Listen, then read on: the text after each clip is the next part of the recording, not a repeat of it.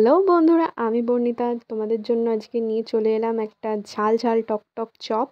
তো তোমরা রেসিপিটা দেখতে থাকো। এখানে তেঁতুল নিয়ে নিয়েছি আর তেঁতুলের পাল্পটা বার করে নিচ্ছি। তো এই যে আমাদের তেঁতুলের পাল্প রেডি। আর এখানে দেখো জিরে ধনে নিয়ে নিয়েছি, এটাকে গুঁড়ো করে নিতে হবে। তো এই যে আমাদের ধনে জিরে গুঁড়ো হয়ে গেছে। এবার এই পাল্পের মধ্যে ধনে জিরে গুঁড়ো দিতে হবে। তো চলো এবার মেন জিনিসটা কেটে ফেলি, যেটা দিয়ে আমাদের এই চপ হবে। এই যে সেই লঙ্কা, এই লঙ্কারই চপ বানাবো। তো তোমরা দেখতে থাকো ব্লগ। এই যে এই লঙ্কার এই যে এই দিকটা দিয়ে আমাদের কাটতে হবে। লঙ্কাগুলো আমি কেটে নিচ্ছি ভালো করে।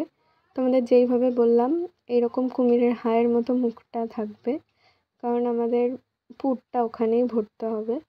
তো এই কারণে ওইভাবেই লঙ্কাগুলো চিড়ে নেওয়া হলো। লঙ্কা তো চিড়ে নেওয়া হয়ে গেল।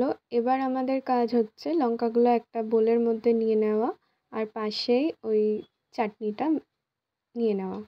কারণ এবার কাজটা হচ্ছে লঙ্কার মধ্যে পুরটা ভরতে হবে, যেটা দিয়ে আমরা চপটা বানাবো সেটা তো ভেতরে তো দিতে হবে। তো সেইভাবেই করে নিতে হবে। আমার ক্যামেরার প্রবলেমের জন্য তোমরা দেখতে পাচ্ছ না, নইলে আমি ভালো করেই ভিডিওটা করেছিলাম আমার সাধ্য মতো। তো যাই হোক, এইদিকে দেখো আমার সব লঙ্কার ভরা হয়ে গেছে পুর, তোমরা দেখতে পাবে। এরপরে তোমাদের যেটা করণীয় সেটা হচ্ছে একটা বোল নিয়ে নিতে হবে, তার মধ্যে বেসন নিয়ে নিতে হবে। এটা একটা ব্যাটার তৈরি করতে হবে।